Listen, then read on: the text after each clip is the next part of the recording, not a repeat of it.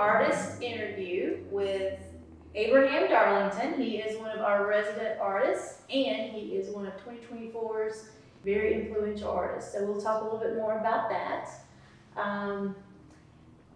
Let's start out with talking a little bit about just what inspired you to become an artist.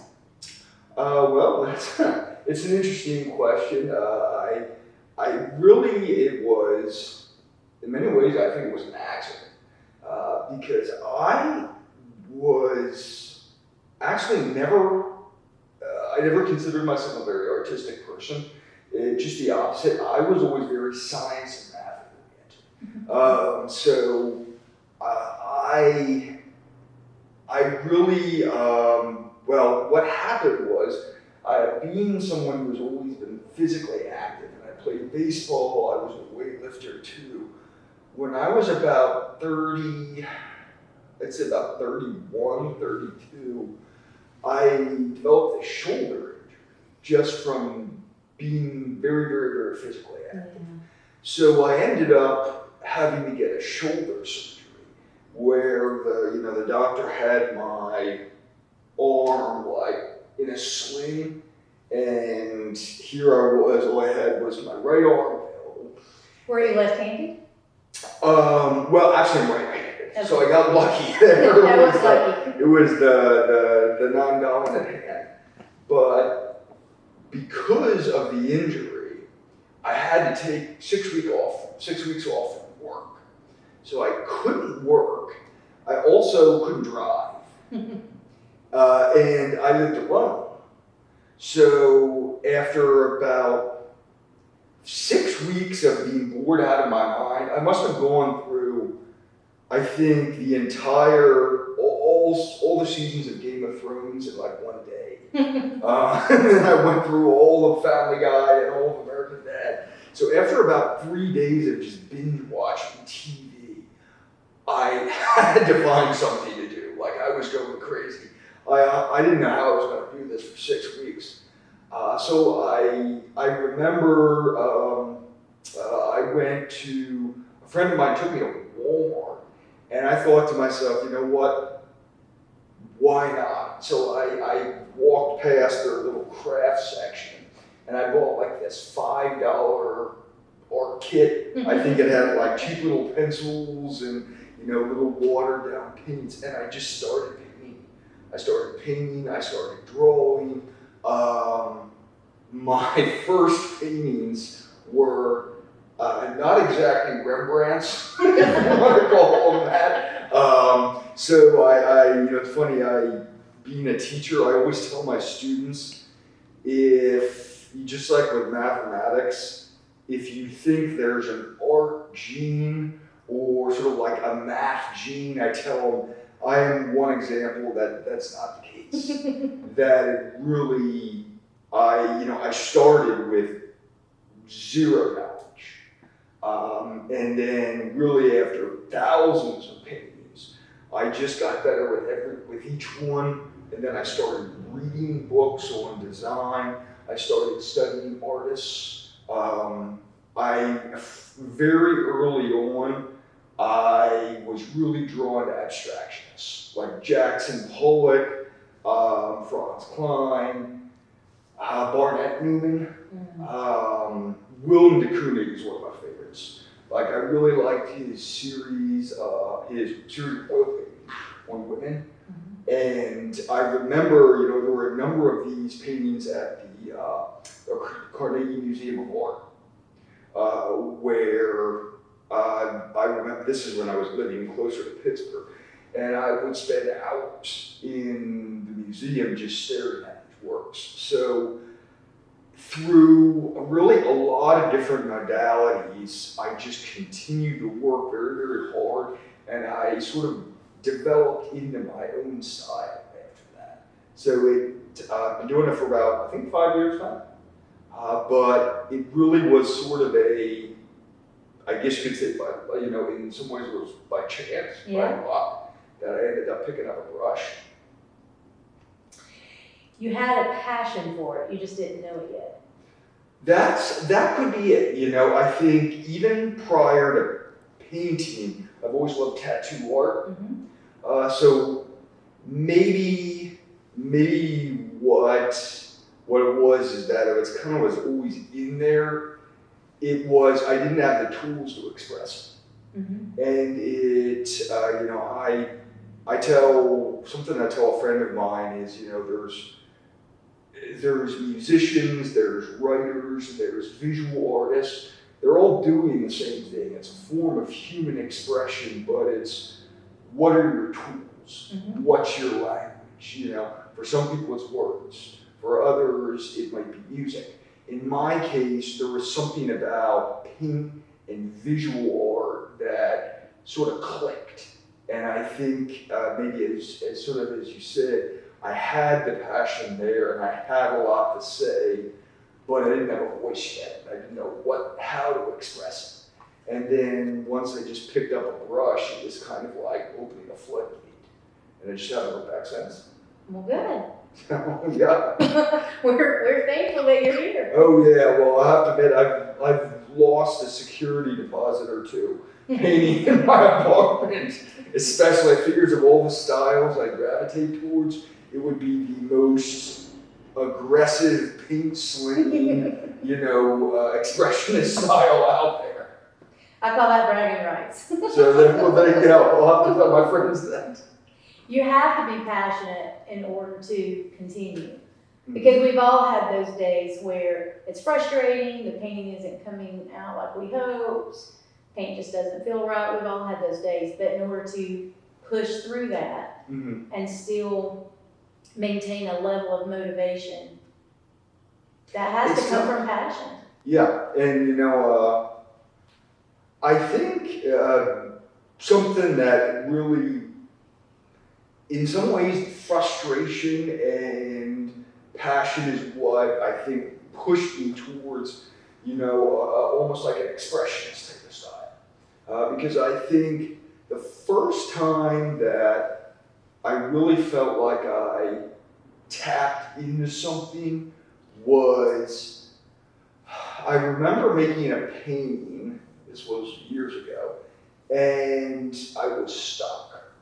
But I was working with purple and yellow at the time. I think I was just starting to study the idea of like complementary colors.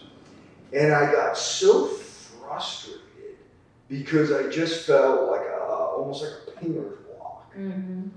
And I remember listening to the guitar solo Eruption by Eddie Van Halen. And it was in sort of like that explosive moment was when I started splashing and throwing paint for the first time. And it was really eye-opening because it just felt right. It was like the first time I felt like it wasn't forced, but it really was a release and an expression. So I named the painting Eruption. And it's funny because as I started to paint more and more, I ended up naming my painting style punk metal because so much of the mood that drives my work is it's really set by those classic 1970s, 1980s bands. And some of the best music that's ever been made, whether it's like Black Sabbath's early work, work from Eric Clapton was in a band called Cream back in the 60s. A lot of it was made very quickly and very spontaneously, and it was very raw. Yeah. And that's when I thought to myself, I'm like, I'm not playing instruments, but the same energy that they were captured in those early albums is really what I saw when I started painting. I could see a style and an energy and a personality developing with my work. So it was an exciting time. Mm-hmm.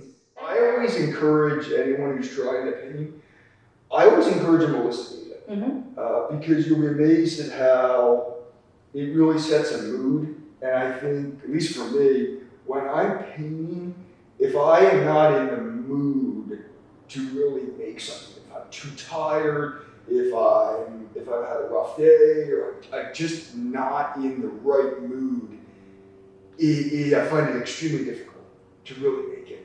It's like I just don't have the inspiration. But music always seems to do it for me. You gotta find your environment that works for you. For some people they need that stillness and that quiet. For me, it's just the opposite. It's the louder the music is, the more chaotic it is, the better. It's just sort of like let it all out.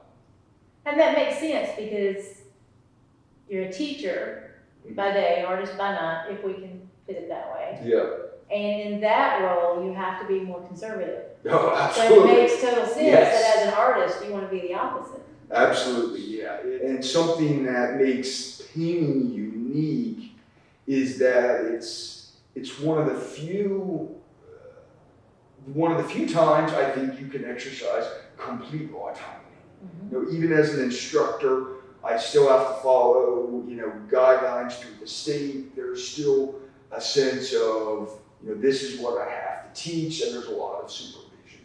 Whereas with my painting, it's here's a blank canvas. I literally could do whatever I want. And I think for a lot of people that might be intimidating because they don't know where to start. For me, it's just the opposite. There's a sense of, even if it's a small space, this small space, I literally can do whatever I want on it. I can use any color I want. I can paint. I can use any tool I want. I literally can do. I can exercise complete autonomy. And that freedom, I think, is something that, I can't think of too many other ways, humans have that freedom to express themselves. And that's what is, I think, the very therapeutic part about that is it's really a chance for you to let it all go, And I think some of the best artists I've ever seen carry that attitude with them. One of them is, one of my favorite artists is Basquiat. And I loved how expressive he was with his work. It was so raw, and it was so in your face, and it was so brash. And I always saw him as, a perfect example of sort of like a spirit that he needed that. Even if he could have done, he was a genius, he could have done a million things. I can see how he would have needed art to really exercise that autonomy. Otherwise, he probably would have gone crazy.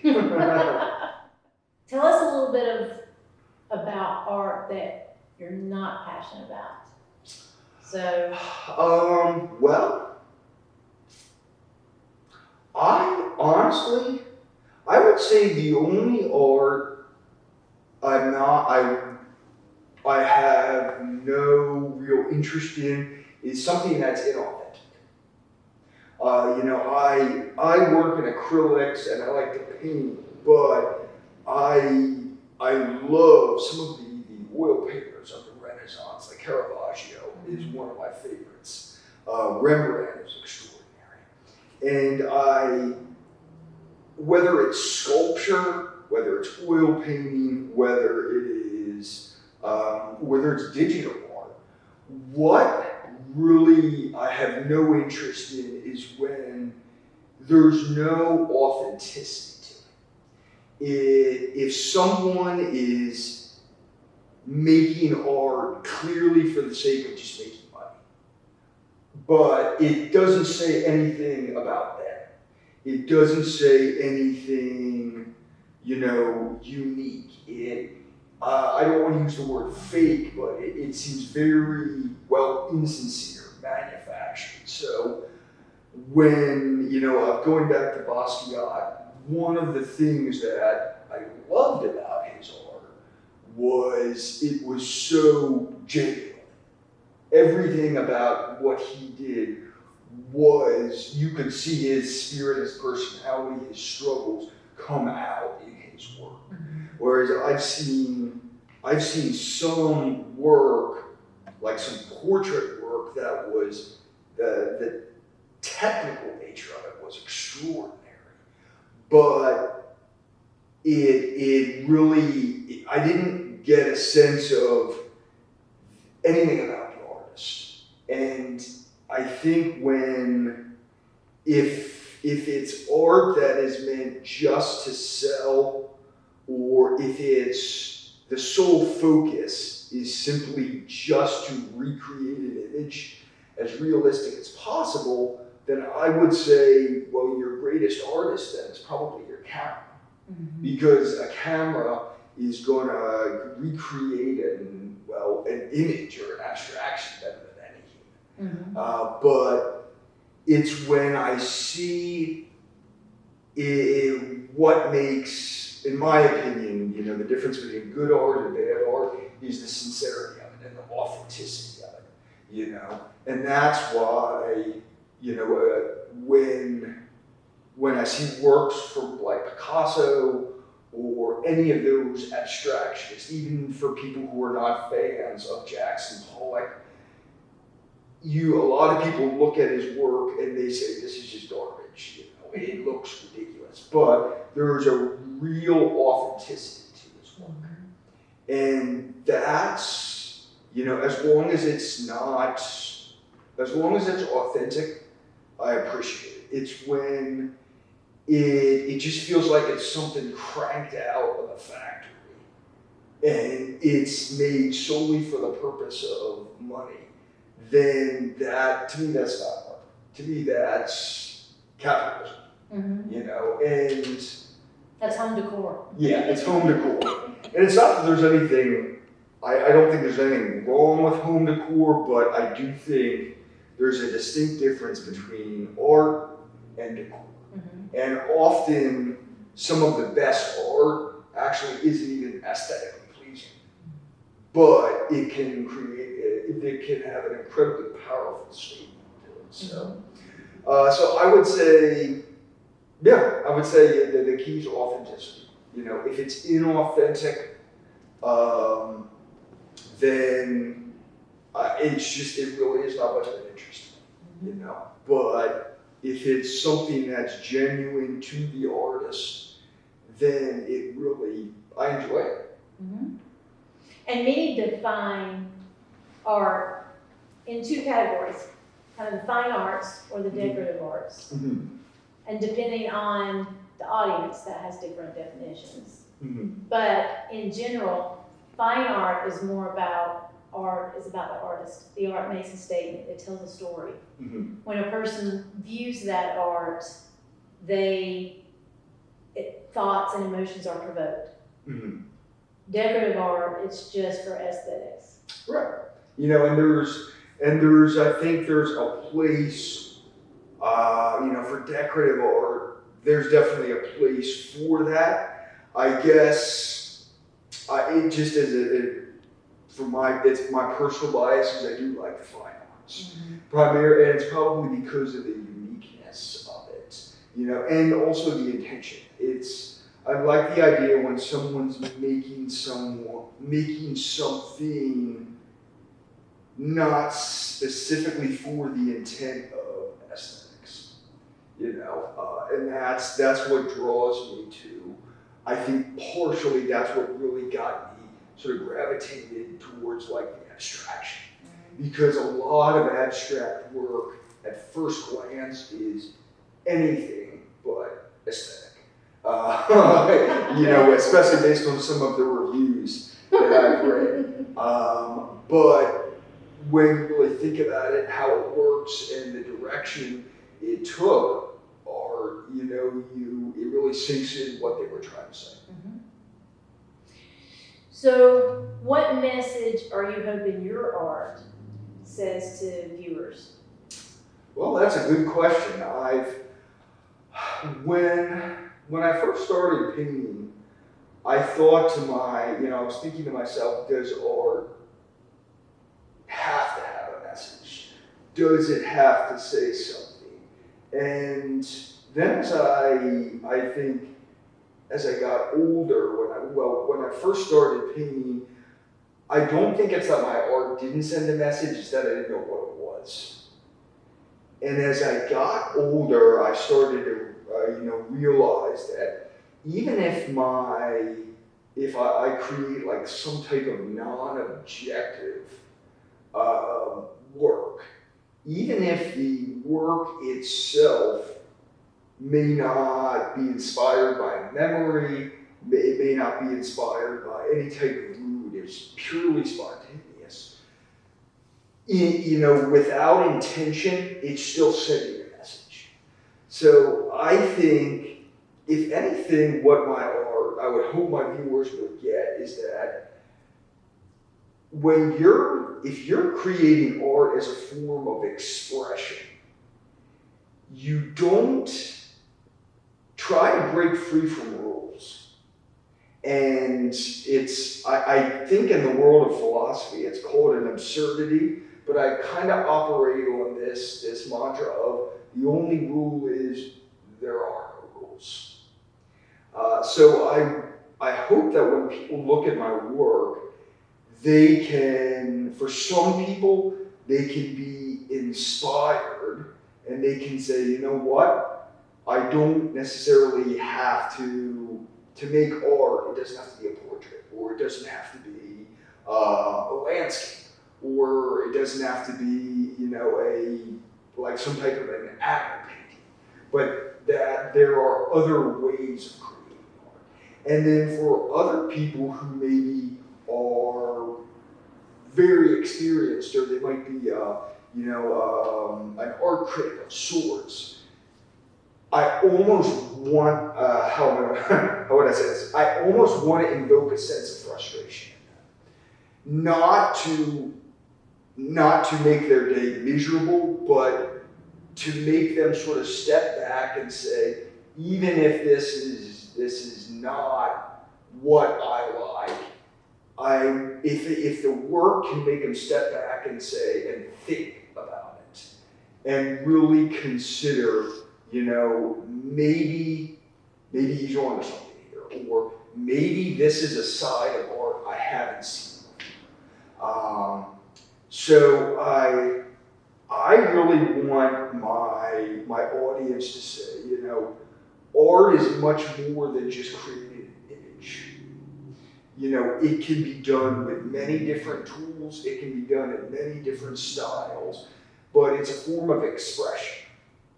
And I hope that whether or not someone likes my work, after looking at it, they can leave with a sense of sort of an expanded mind, a feel that, a sense that, what, there's more to human expression than just, say, well, again, the well-known or traditional methods of artwork.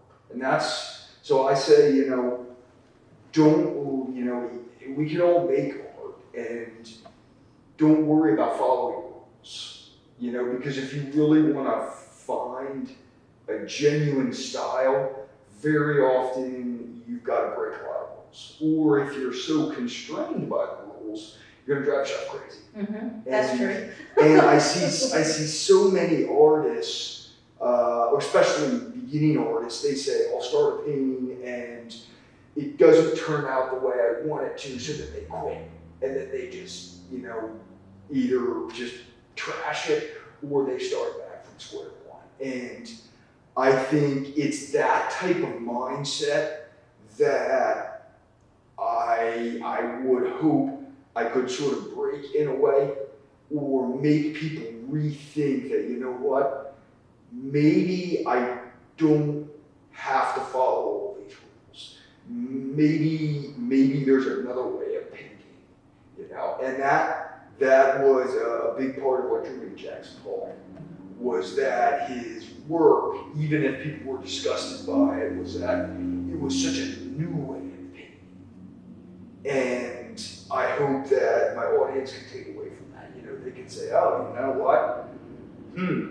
This guy used an old credit card instead of a palette knife, or he used a drywalling trowel, or he used bubble wrap, or he really sort of thought outside the box. And that's what I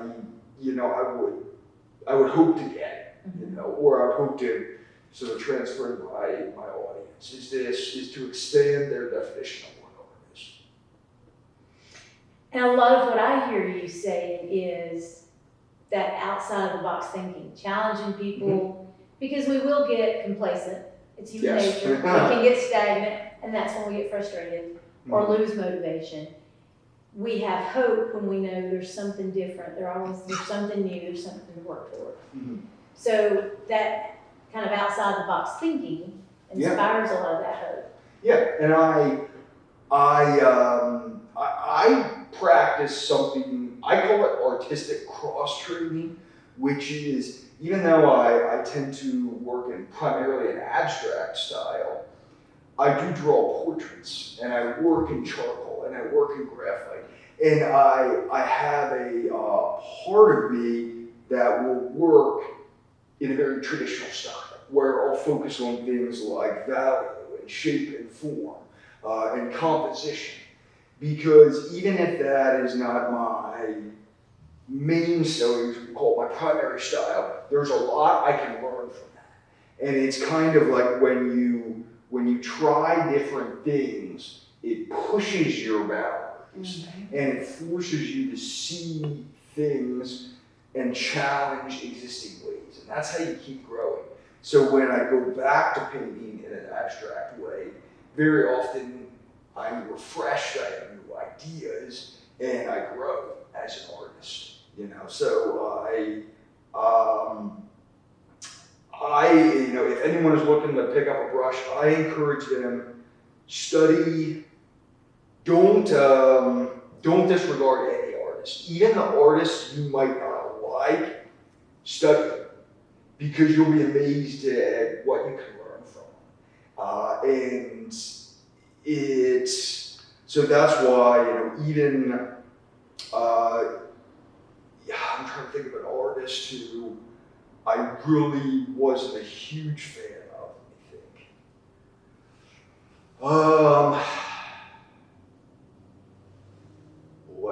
The Renaissance painters are all so good. I'm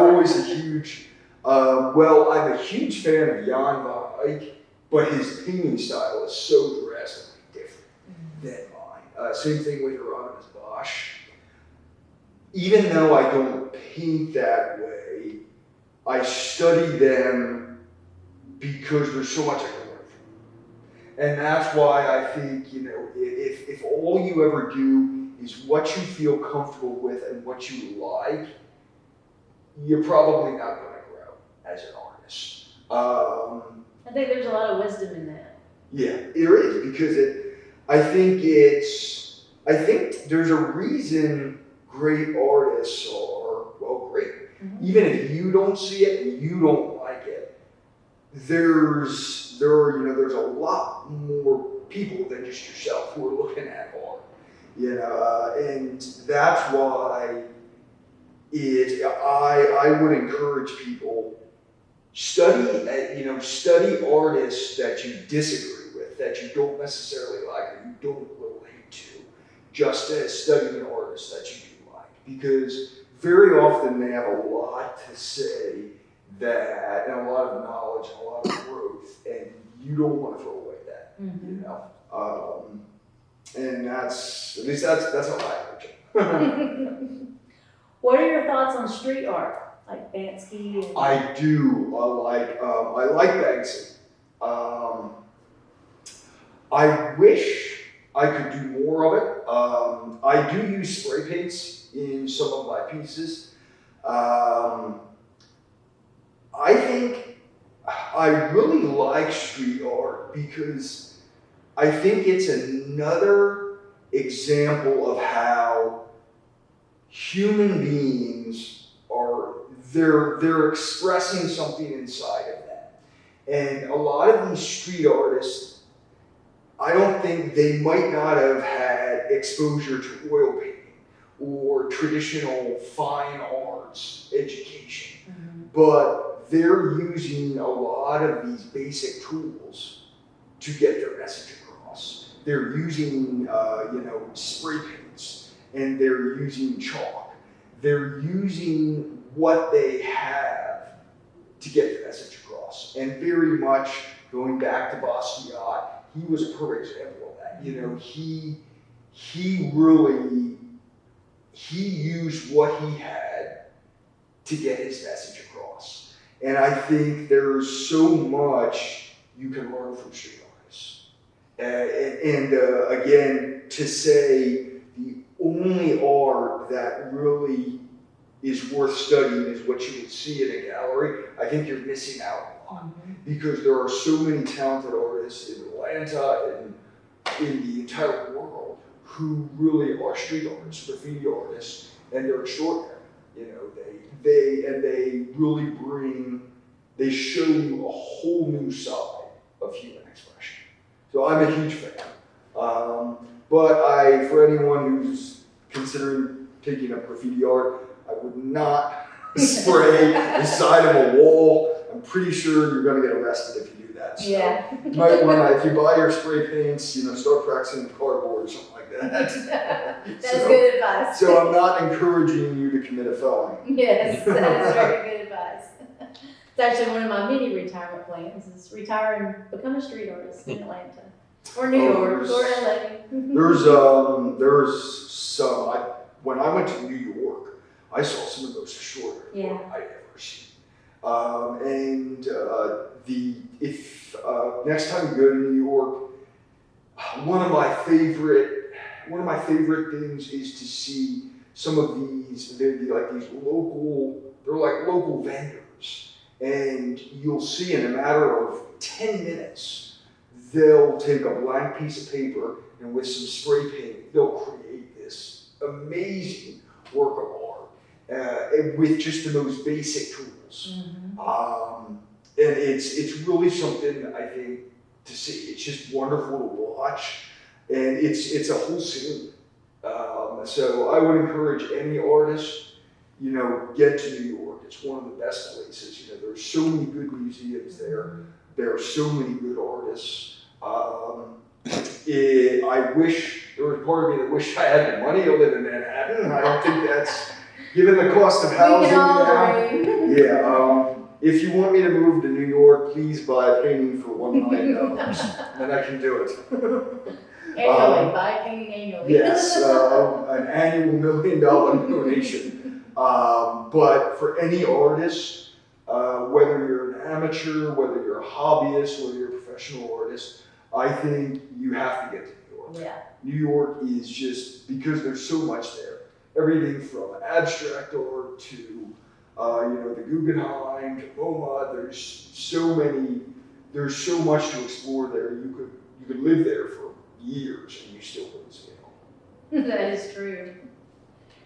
So, for the people who will be viewing this 2 years from now, 5 years from now, what's one of the things that you hope they can think or say or know about you at that point in time in the future? Well, that's a good question. Honestly, I never thought I'd be living in Georgia. That's the first thing. I would say, well, something I would hope is that I could inspire people. When I first started painting 5 years ago, I started uploading my artwork to my Facebook page, just for the fun of it. I was like, why not? And as I built a following, I'm amazed at how there are people who have followed me for 5 years now straight. And they have even said, I remember when you first painted, when I saw your first paintings. So I would like, 5 years from now, wherever I am, whether I'm living in Georgia, or whether I'm living in another country, I don't know. Maybe Manhattan? Maybe Manhattan. I'd like someone to look at it and say, hey, look, here's someone who he started with really nothing.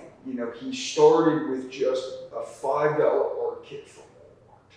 And through hard work, through perseverance, through, seeking out criticism, through making contacts, he really started from square one and look at what he's been able to do.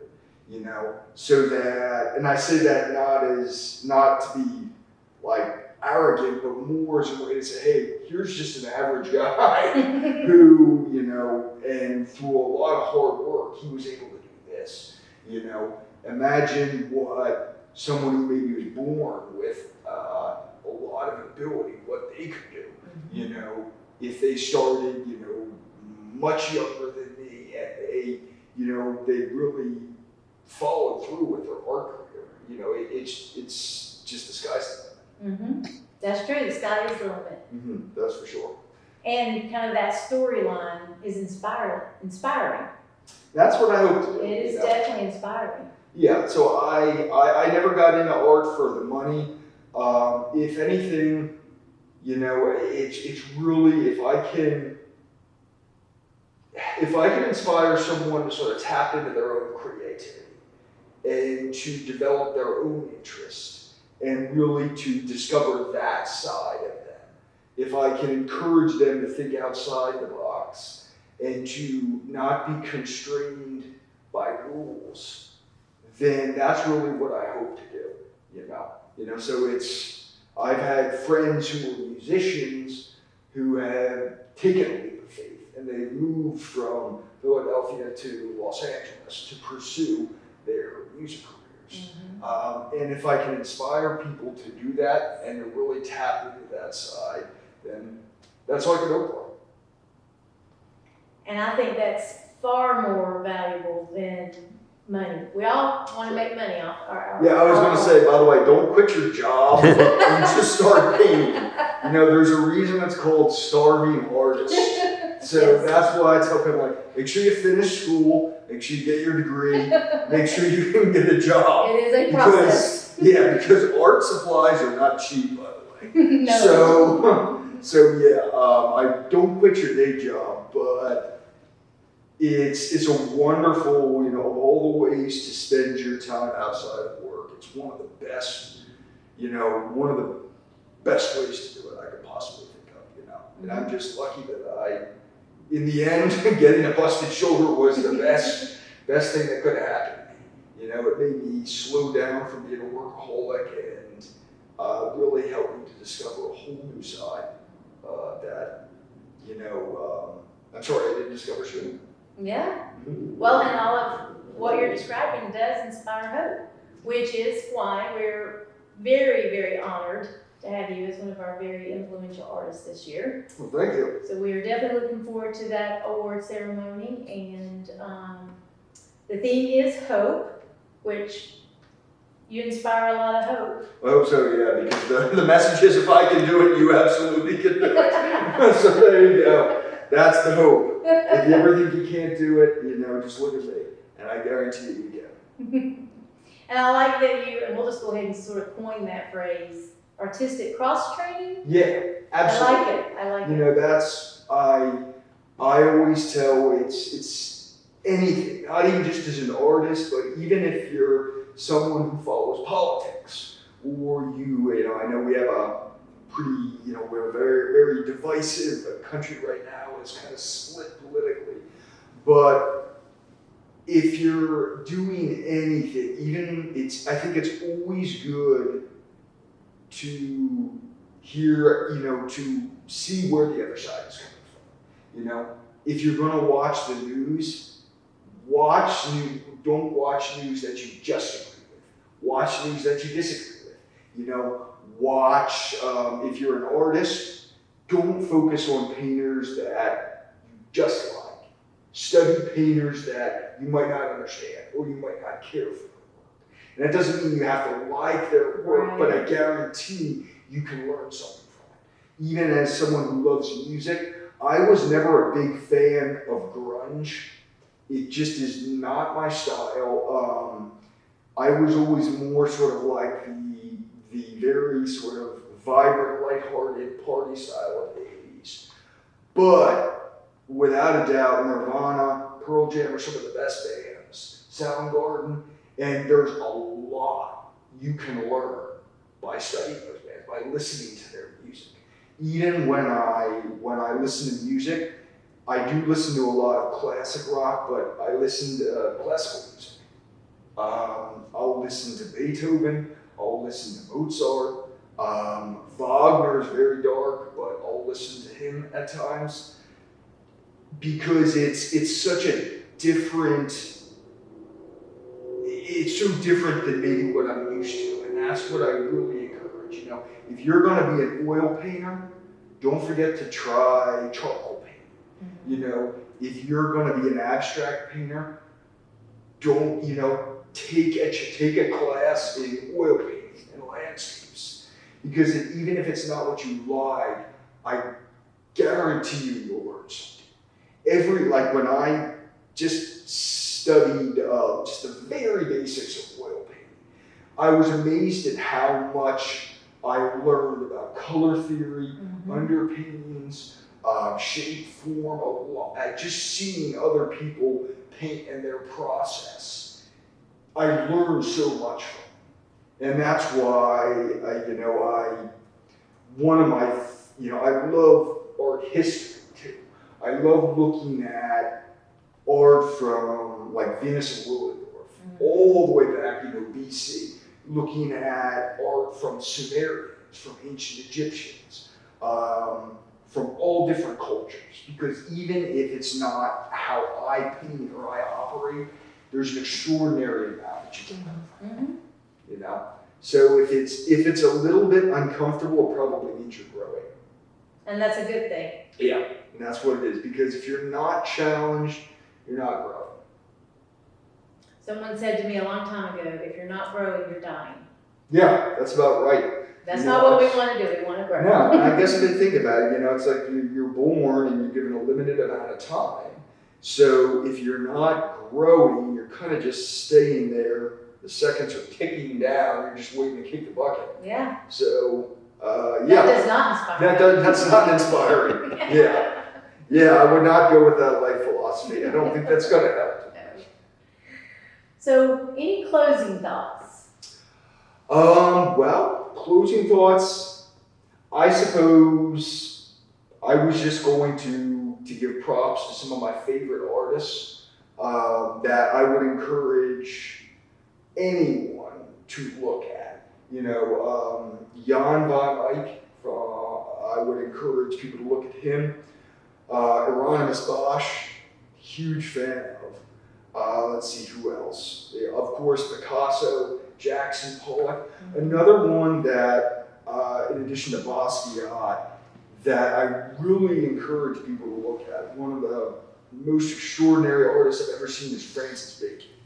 His work was just extraordinary. Like, even to this day, when I think, the era from, the time in which he was painting and the imagery he created was so dark that even if it's not, it's not, if the imagery is dark, I encourage everyone to study Francis Bacon. I think what he was able to do with paint is just phenomenal. And what you'll learn from him is crazy. Like, I wish I could paint like Bacon, but I see, I would encourage anyone to look at his work. And he really is a phenomenal artist. I wish, if there's any one artist I wish I could meet, he would be it. So definitely take a look at his work. All right. We appreciate your time. Sure, thank you. We are very thankful you're here, and we look forward to future classes.